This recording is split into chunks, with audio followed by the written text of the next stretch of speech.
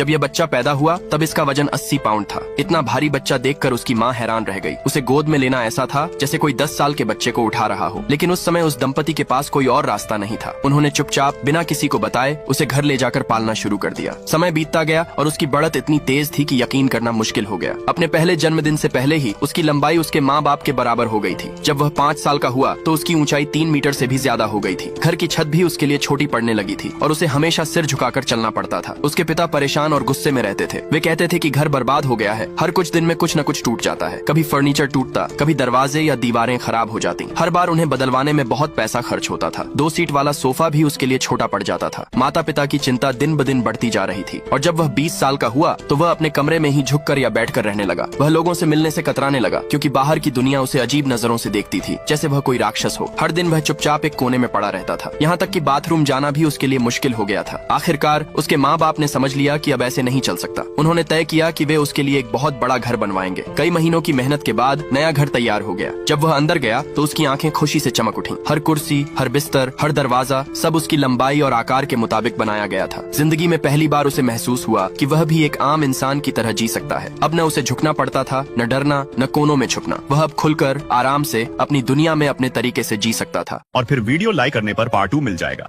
और अगर full movie देखनी है तो कमेंट वाला ऐप डाउनलोड कर लो और पिन वीडियो देख लो।